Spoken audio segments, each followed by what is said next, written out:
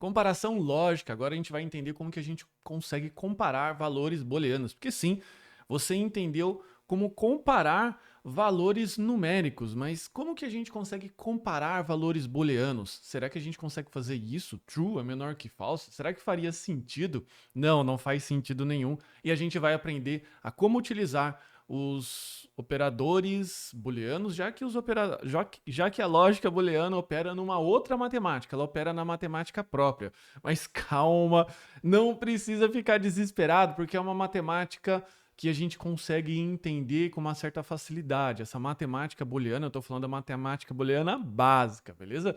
Que tem uma matemática booleana aí que a gente pode se aprofundar, que não vai ser o caso agora. Tranquilo?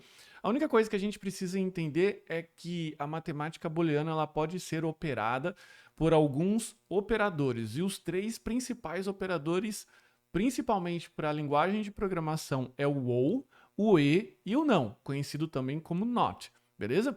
No JavaScript, o ou ele é operado por dois pipes, por duas barrinhas. O e ou and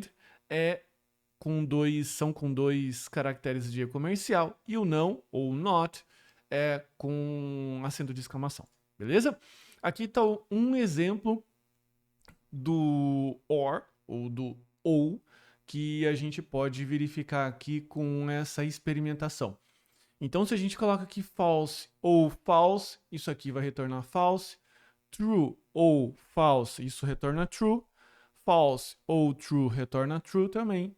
True or true também retorna true. É bem tranquilo a gente fazer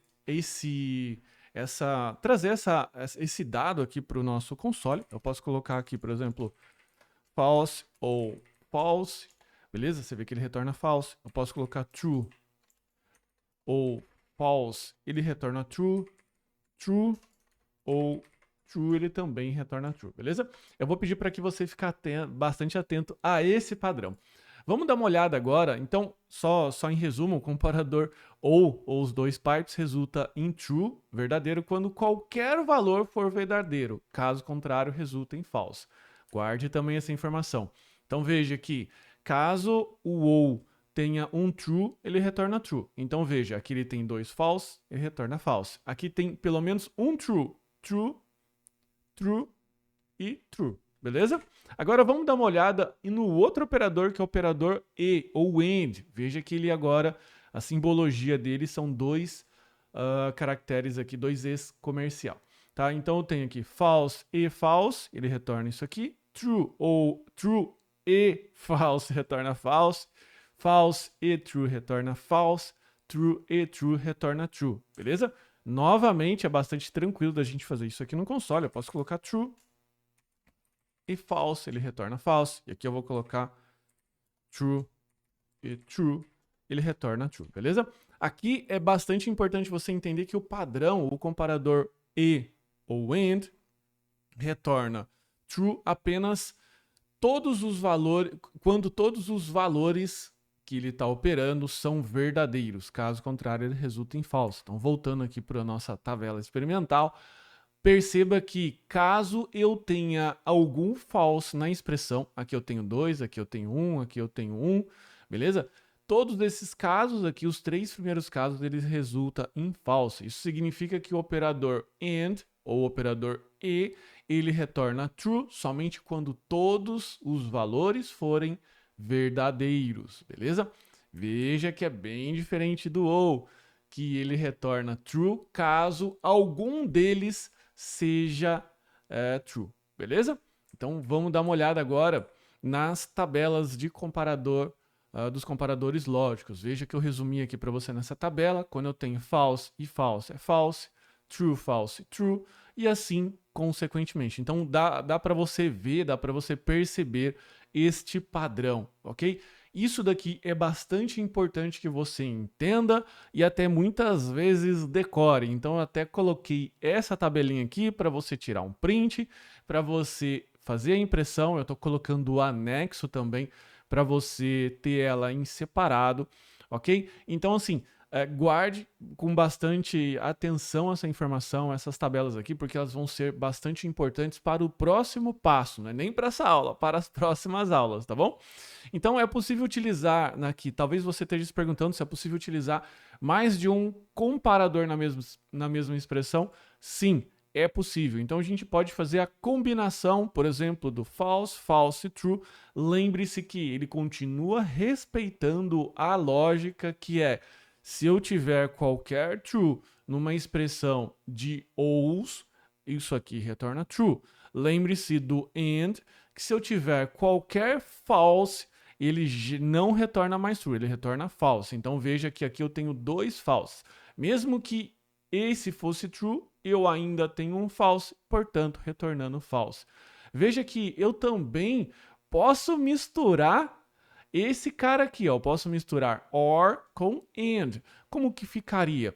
Veja que no nosso caso aqui da operação dos operadores lógicos, o and ou e, ele tem precedência sobre o or, ou seja, ele tem prioridade. Então ele vai processar isso aqui primeiro. True and true, ou seja, dois trues retorna true, true or false retorna true, beleza? Aqui também está uma tabela básica de precedência de operadores lógicos. Aqui você já sabe que eu acabei de comentar, né, que o e tem prioridade sobre o ou. Fechou? E ainda é possível eu forçar isso aqui, beleza? Forçar da mesma forma que eu forço com grupos, beleza? Que a gente aprendeu lá nos operadores numéricos, eu posso ainda forçar um grupo para que ele seja executado primeiro, porque ainda os parênteses têm prioridade suprema, ok?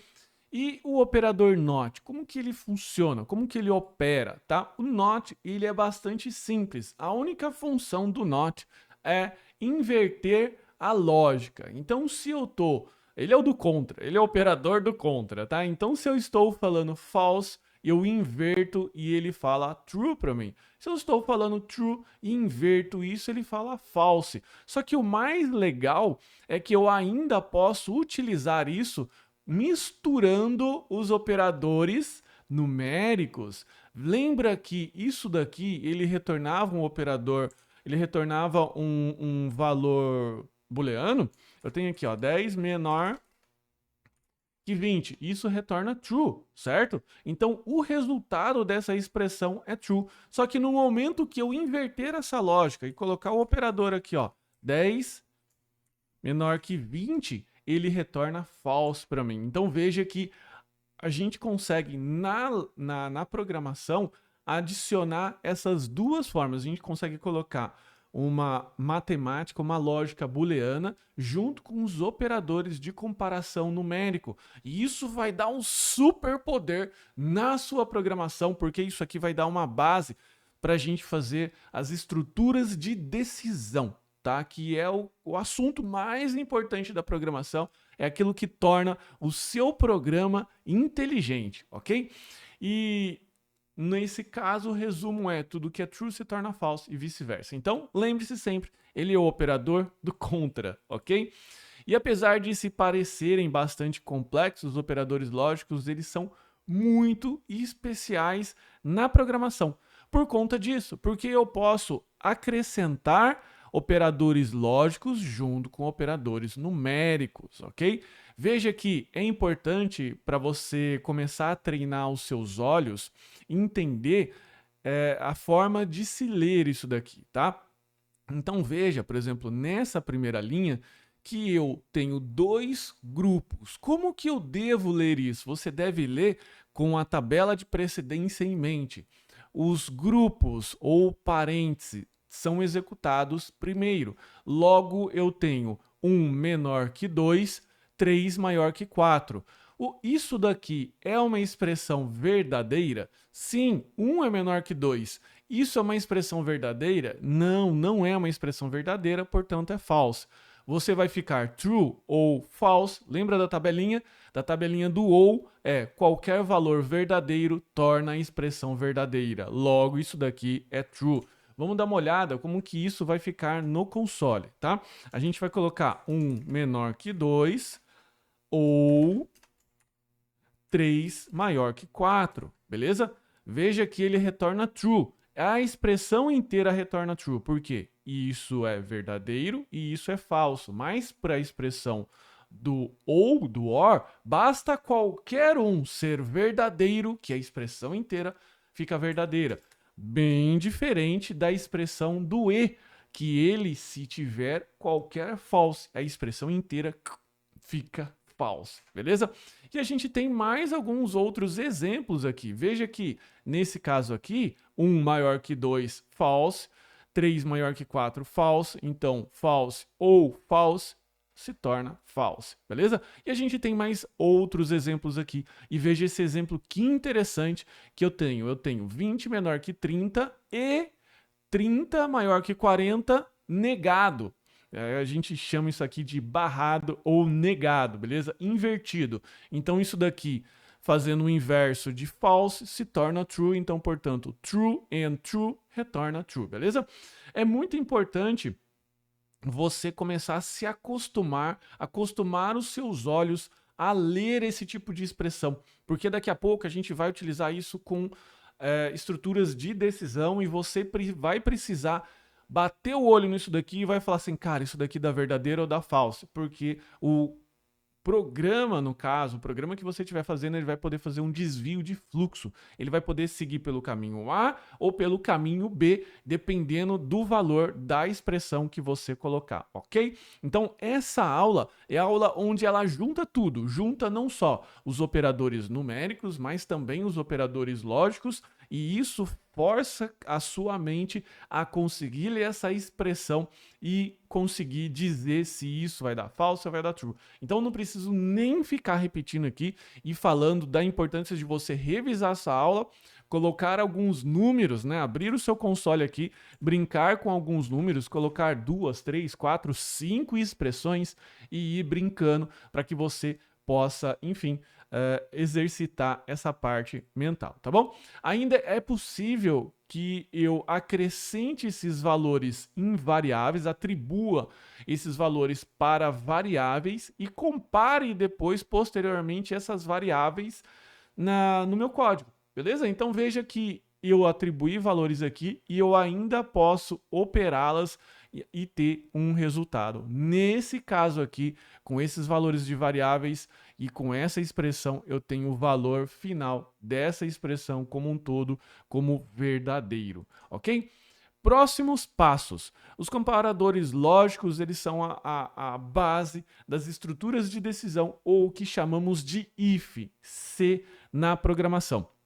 O se ou if, ele é a base para tornar o seu programa mais inteligente, porque ele, como eu disse, pode fazer um desvio de fluxo, fazendo com que o seu programa, em base de decisões simples ainda, decisões como essa, né? Decisões como essa aqui, eu não estou falando decisão muito complexa, com muitas variáveis, decisões relativamente simples, tornar o seu programa realmente inteligente, porque ele vai conseguir ali tomar uma decisão e vai conseguir, por exemplo, mostrar A ou mostrar B para o usuário, ou executar A ou executar B, enfim, ele consegue tomar caminhos diferentes e tornando ele um robô, podemos dizer assim, autônomo, ok? Autônomo no sentido de não depender 100% o fluxo de execução, o caminho que ele seguir, não depender 100% do que você imputa ali para ele, beleza?